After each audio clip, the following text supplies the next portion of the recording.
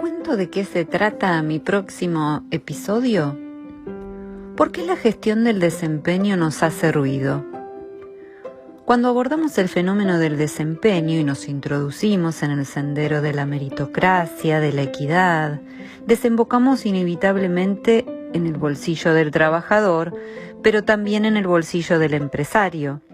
Porque recordemos que gestionamos el desempeño en busca del logro de resultados estratégicos, y esto que suena tan ampuloso no es otra cosa que el logro de rentabilidad.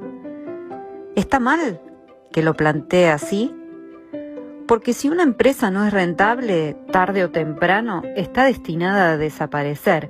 No quiero ser romántica en el tema y quedarme solamente en cuestiones de salario emocional, fuentes de motivación humana o fundamentos de responsabilidad social empresaria o de bienestar, puntos que no pierdo de vista. Sin embargo, no estamos hablando de organizaciones sin fines de lucro, sino de empresas que invierten su capital buscando rentabilidad.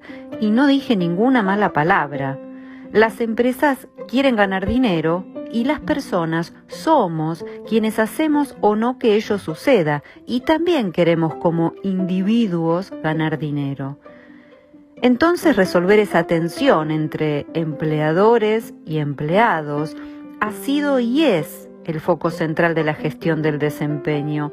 Por años en consultoría he visto a las áreas de personas diseñar herramientas que logren poner objetividad en un proceso que está administrado por seres humanos, un sistema que se basa al final del día en juicios valorativos que un jefe y luego el jefe del jefe y hasta sistemas de feedback 360 desembocan en un veredicto final. ¿Cumplió o no cumplió sus objetivos? Y entonces, ¿qué sistemas de consecuencias amerita? ¿Le doy o no su bono? ¿Puedo considerarlo para una promoción? He visto sofisticados procesos que finalmente terminan reduciéndose al juicio final de aquel jefe que trabaja codo a codo con la persona evaluada. Lo que es peor aún, termina siendo una cuestión de piel o afinidad.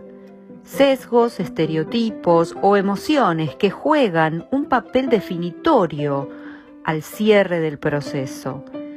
¿Es posible el 100% de racionalidad?